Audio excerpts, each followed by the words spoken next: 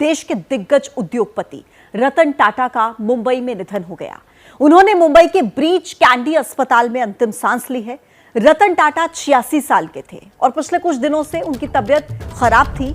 रतन टाटा के निधन की खबर से बिजनेस जगत समेत पूरे देश में शोक की लहर दौड़ गई है। रतन टाटा ऐसी शख्सियत थे जिनके जैसा बन पाना हर किसी के बस की बात नहीं है। बिजनेस सेक्टर में बड़ा नाम होने के साथ ही उनकी पहचान एक दरिया दिल इंसान की भी थी। 28 दिसंबर 1937 को उनका जन्म हुआ।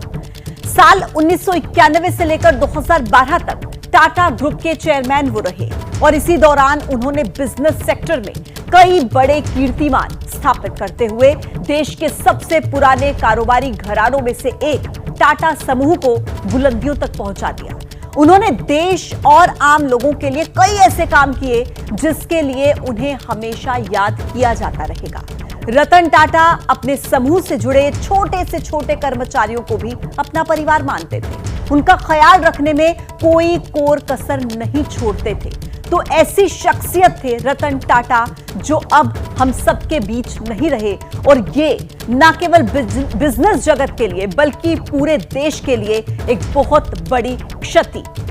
मुंबई के ब्रीच कैंडी अस्पताल में रतन टाटा ने अंतिम सांस ली। हालांकि आपको ध्यान होगा कि 2 दिन पहले भी ऐसी खबर आई कि ब्लड प्रेशर अचानक से लो होने की वजह से उन्हें अस्पताल में भर्ती कराया गया है, जिसके बाद तरह तरह की खबरें सोशल मीडिया पर आने लगी। लेकिन खुद रतन टाटा ने इस बात को लेकर अपने प्रशंसकों को दावा किया कि वो ठीक हैं और रूटीन चेकअप के लिए वो अस्पताल में आए हैं। लेकिन देखिए किस तरीके से अचानक से उनके निधन की खबर अब पूरे देश के लिए बहुत दुखद खबर बनकर सामने आई है, क्योंकि ना केवल वो एक बिजनेस टाइकून थे बल्कि एक ऐसी शख्सियत, जैसा कि हमने पहले भी जिक्र किया, अपनी शालीनता, अपनी सौम्यता के लिए वो जाने जाते थे।